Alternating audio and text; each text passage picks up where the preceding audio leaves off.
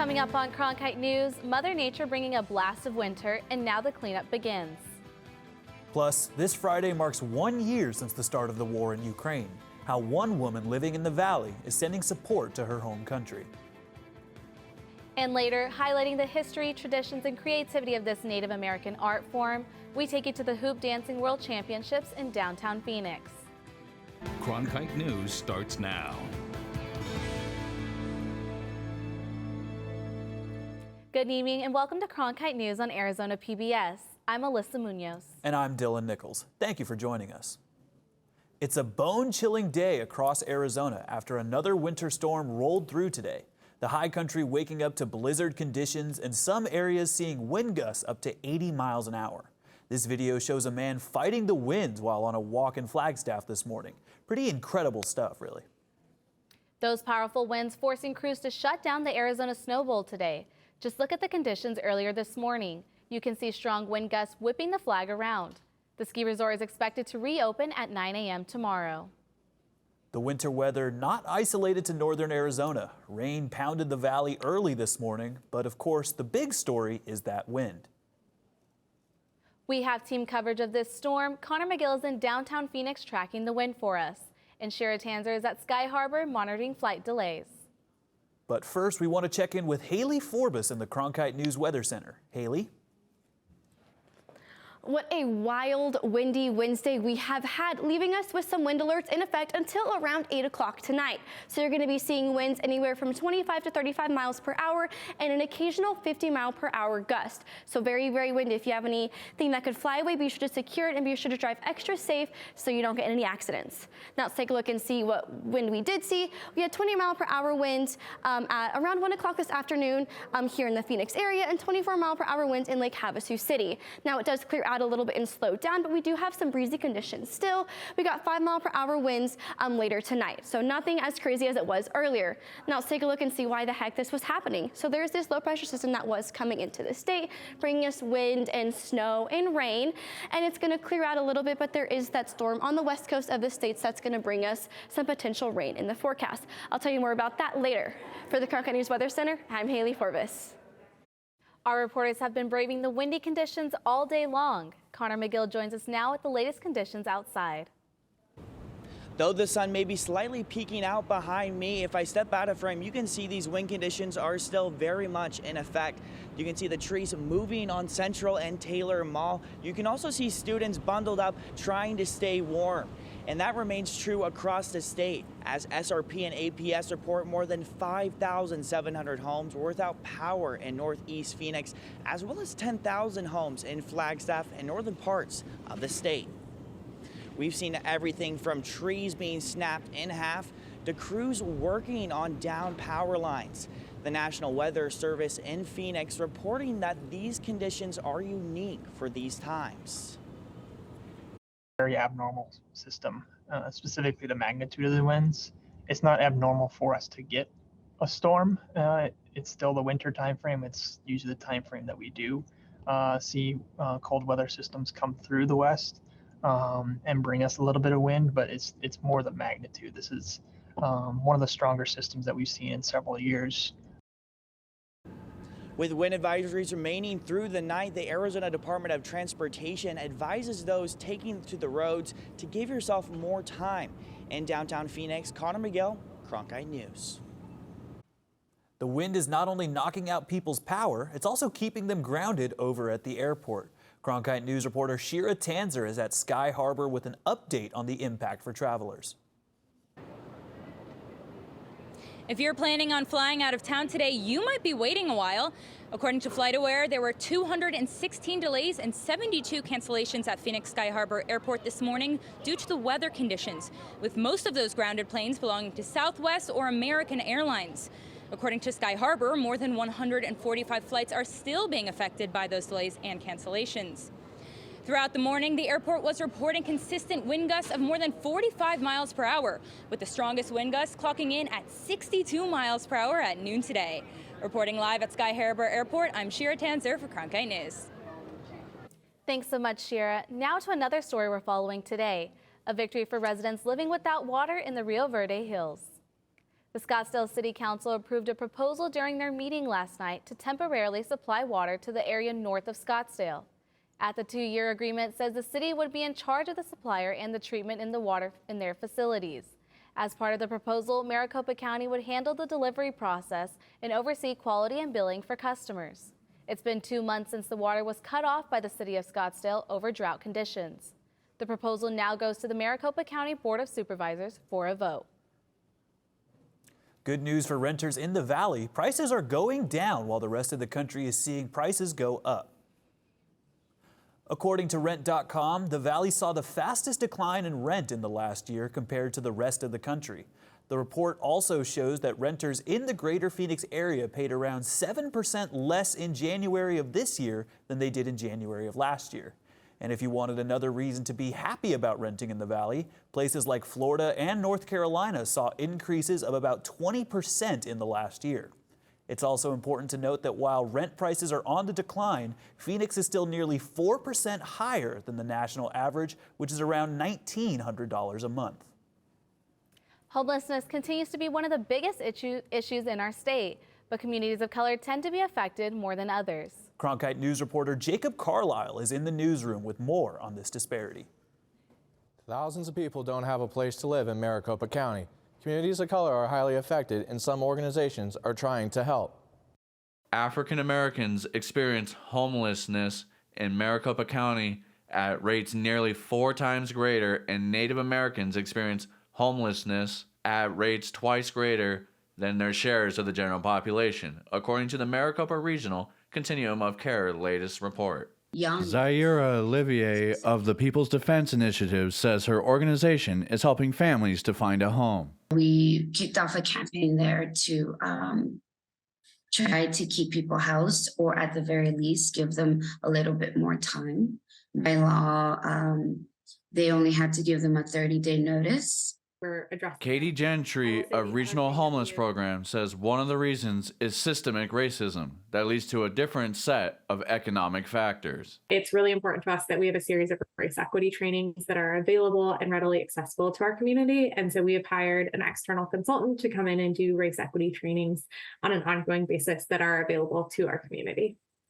Olivier says that communities of color are most affected. Black families, Indigenous families, Latinx families, and the numbers are there across the nation to show. The same report indicates that over 9,000 people experience homelessness in Maricopa County. The point in time count was on the night of January 24, 2022. The assessment was conducted between April and July of 2020. It focused on groups of people of color experiencing homelessness. In the newsroom, Jacob Carlisle, Cronkite News. This Friday marks 1 year since the Russian invasion of Ukraine. One Valley woman from Ukraine is continuing her efforts to rally support for her home in a time of crisis. Oli Novinska has lived in the Valley for nearly 11 years, but what has really shaped her time in Arizona so far has been rallying with other Ukrainian Arizonans to aid their country. Novinska's organization, Cactus and Trizub, helped over 100 refugees get work authorizations here in Arizona. They also traveled to Washington to meet with legislators to lobby for help for their home country. 1 year later, Novinska says the fight is not over and urges people in Arizona to contribute to efforts to help Ukraine. This war is impacting not only Ukraine, but also the entire world. So the sooner we end this, the sooner we will have safety and security in Europe and in the world. This Saturday, Cactus and Trizub will be hosting a rally in support of Ukraine in Scottsdale.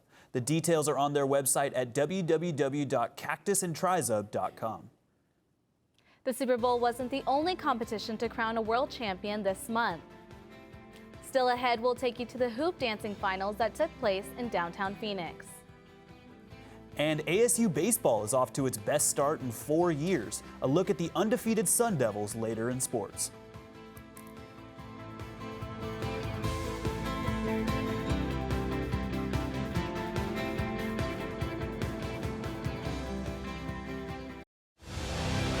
Now streaming on the PBS app, the definitive collection of documentaries from award-winning filmmaker Ken Burns.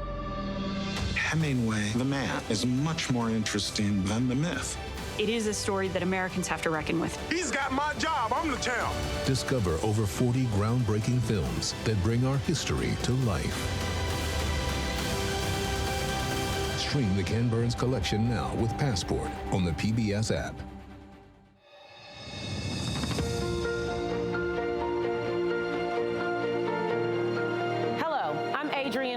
General Manager of Arizona PBS. We've got so much going on here at the station. I'm Catherine Anaya. I'm Alberto Rios. I'm Chef Mark Tarbell. I'm Ted Simons. We want everyone to know that their Arizona connection starts right here at Arizona PBS.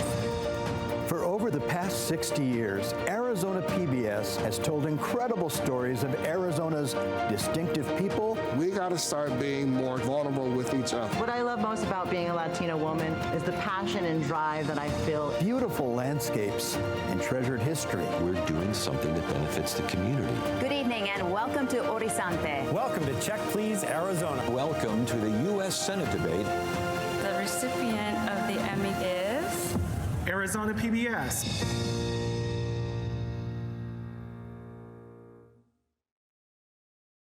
The Walter Cronkite School of Journalism and Mass Communications Phoenix Sports Bureau provides students with hands-on learning experiences and opportunities in sports journalism. From covering local high schools, colleges, and the pros, students get the opportunity to go live from our Facebook shows covering local, collegiate, and pro sports in the Valley. From digital reporting, broadcast, social media, and producing, there's opportunities for all. For more, go to cronkitenews.azpbs.org.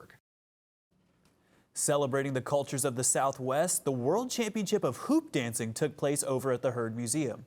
Cronkite News reporter Maria Stobbs tells us about the healing elements of the traditional dance. Intricate footwork and creative hoop movements are just some of the things hoop dancers focus on when performing. But what's at the forefront of a dancer's mind? The community. I dance for the younger generations to teach them, and I dance for the older ones who cannot dance. And I dance to give joy and health and healing in a way. Hoop dancing is a popular indigenous tradition that originates from healing rituals. Some people will come up and tell you, I'm not feeling good, these are things that I'm going through, think about me while you're dancing. It's an old way that people used to do, and they would go to a dancer, and so that dancer would think of them while they're out there dancing in the arena. Many indigenous communities use hoop dancing in traditional healing ceremonies, representing the never-ending cycle of life. We're taught that our life doesn't end here. This is just the physical being that we carry, that our spirits carry around. Our spirit continues to live once we leave this earth's surface. Coaches in Arizona work on educating younger generations on the healing origins of dancing.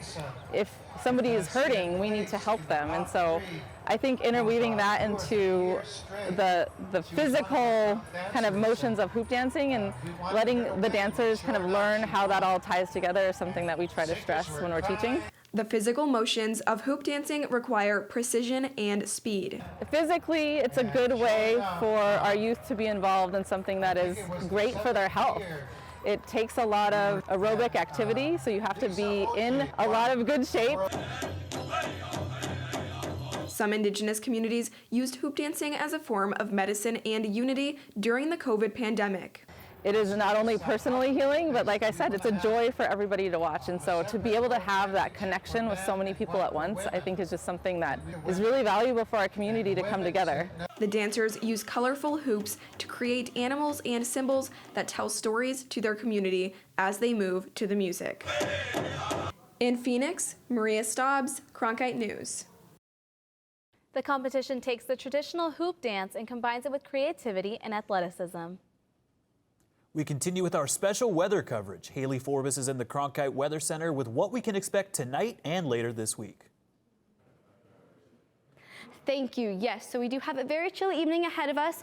We are at 55 degrees by 6 o'clock tonight, and we do still have some lingering wind from earlier today, but it does decrease a little bit to 9-mile-per-hour winds tonight by 10 o'clock and 50 degrees. So still chilly. You're going to want to bundle up and definitely be sure things are secure so they don't fly away. Now our lows, we're going to be at 48 degrees here in Phoenix and 29 degrees in Page. In the high country, lots and lots of freezing temperatures. Now tomorrow for our highs, we are 59 degrees here in Phoenix and 53 in Bullhead City. Now in the high country, still freezing temperatures. We got 27 in Flagstaff and 26 in the Grand Canyon. So definitely you're going to want to bundle up for sure tomorrow. Now let's take a look and see what's coming our way. So there is some snow in the high country that's going to be coming tomorrow evening, so just get ready for that. But the southern portion of the state does clear out a little bit, and then it does dissipate come this weekend, but we do have a potential wind coming off the western side of the United States that's coming from the west coast that we saw earlier. Now let's take a look at our 8-day forecast. So we're going to be at 59 degrees tomorrow, and then Saturday is going to be 73 degrees and cloudy, so pretty nice weather. And then for the rest of the week, we are still pretty cloudy and in the 60s, so definitely really, really chilly. You're going to want to bundle up and stay warm. And then we end on Thursday at 61 degrees and cloudy. For the Cronkite News Weather Center, I'm Haley Forbes. I'm Sammy Miller. Coming up after the break, I'll have your Cronkite Sports Report. A freshman phenom at ASU is breaking par and breaking through on the men's golf team.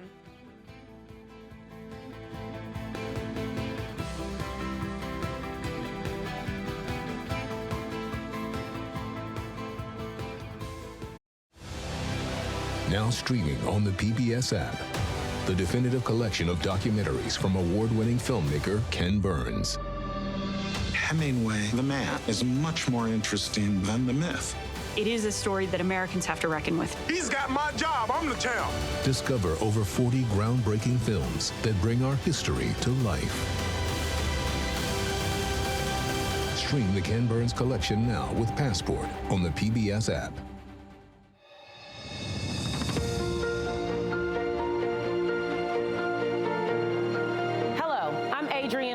General Manager of Arizona PBS. We've got so much going on here at the station. I'm Catherine Anaya. I'm Alberto Rios. I'm Chef Mark Tarbell. I'm Ted Simons. We want everyone to know that their Arizona connection starts right here at Arizona PBS. For over the past 60 years, Arizona PBS has told incredible stories of Arizona's distinctive people. We got to start being more vulnerable with each other. What I love most about being a Latina woman is the passion and drive that I feel. Beautiful landscapes and treasured history. We're doing something that benefits the community. Good evening and welcome to Horizonte. Welcome to Check Please, Arizona. Welcome to the U.S. Senate debate. The recipient of the Emmy is Arizona PBS.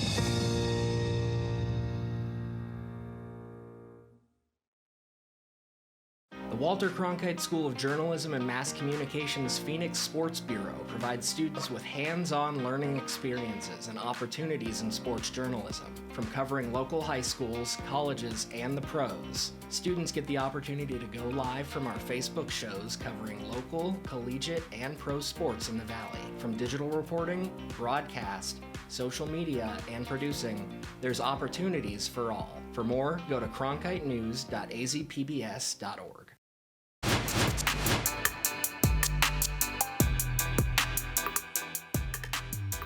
Welcome to the Cronkite Sports Report. I'm Sammy Miller. Last week, the D-backs re-signed former left-handed pitcher Andrew Chafin. Chafin was drafted by the D-backs in 2011 with the 43rd overall pick. In 5 years, he appeared in 337 games and punched out 288 batters. Needless to say, Chafin is familiar with the schedule in the Valley. He's going to call about every day down there, and I'm going to get up and pitch about every day. So we haven't really had a chance to talk details yet, but I'd be willing to bet it's going to be very similar to how it was when I was here last. So your durability has increased, do you think, over the last couple of years? With just 2 days remaining before the first pitch of the Cactus League, teams all across the Valley are getting ready at their spring training camps. For the Oakland A's, they're welcoming a lot of new faces in Mesa. The A's do not want a repeat of last year's season where they went 60 and 102, so they are looking to find the perfect mix of veterans and young blood to the diamond this season. Manager Mark Kotze knows that these players won't learn their systems overnight, but is optimistic about the growth that he has already seen. It's a new group and a new year. Put last year in the rearview mirror and focus ahead and what's in front of us. I think there's obviously a lot of competition in this camp. Now, while the pros are getting ready for their season, college baseball is already underway.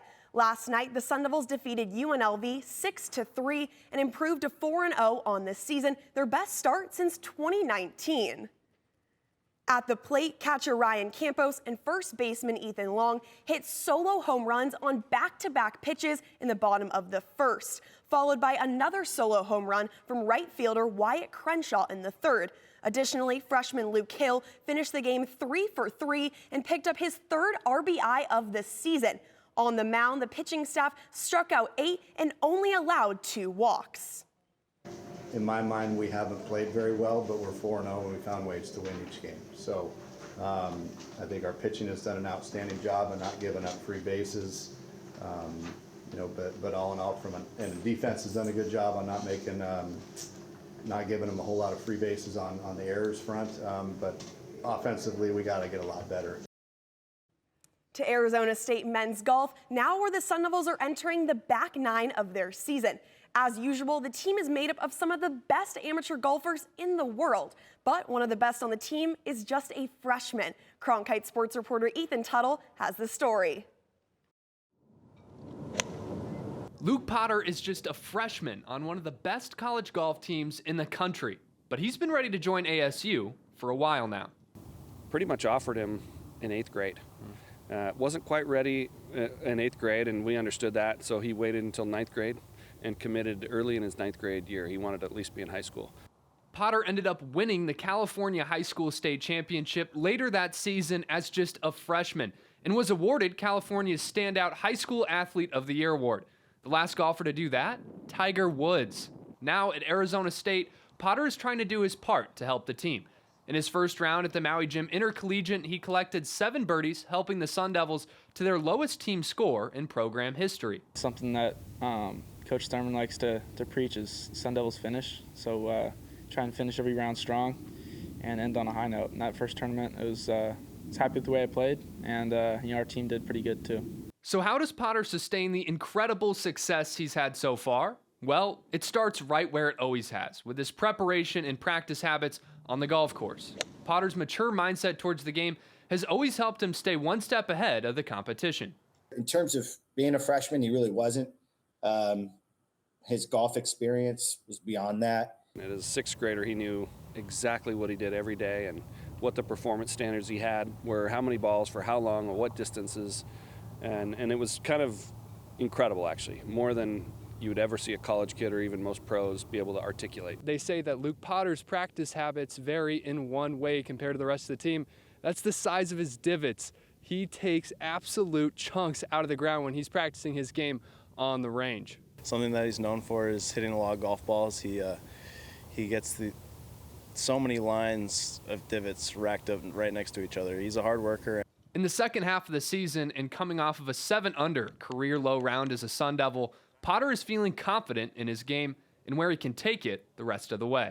It's the real deal, so I'm looking forward to it because I think the tougher it is for me, the better it is for my game and for our team. In Tempe, Ethan Tuttle, Cronkite News. Well, that's it for your Cronkite Sports Report. Let's send it back to the desk. Still ahead on Cronkite News, for better or for worse. A bride and groom get stuck in an elevator on their wedding day. Hear how long it took to get them out and whether this had an impact on their big day. We tell ourselves stories as a nation. These stories need to be highlighted, they need to be explored. We're the dreamers. How serious is America's commitment to looking at its history? How can we learn from the past?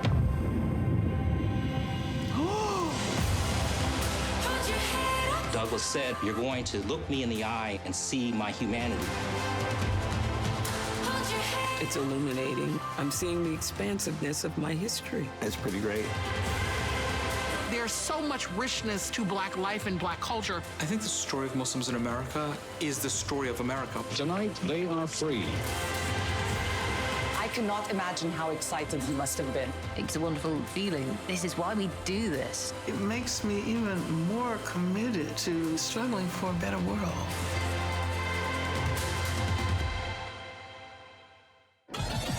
Welcome. How utterly charming. Are you ready to get it going? How does an English fam come to be Italian Riviera? A fresh start. Can I trust you? You can't be afraid to show them what you've got, what you want. Are we having a party? Of course, the more the merrier. I love this place. It's my home now. Trouble in paradise. I can't do it on my own. This is revenge. There are consequences. Be careful. Nothing like this. Nothing like this.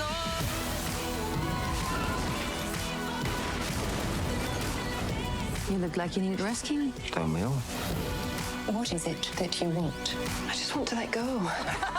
I choose how I live. There is the passion that I've been looking for.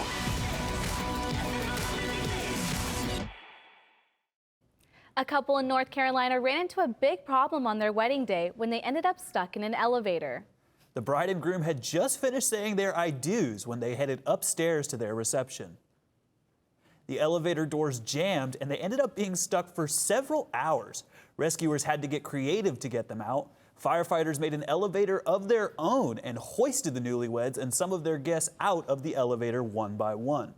Unfortunately, the couple ended up missing their own after party, but say they are excited for their honeymoon in May. That's it for Cronkite News tonight. Thanks for joining us. For top Arizona stories anytime, go to cronkitenews.azpbs.org.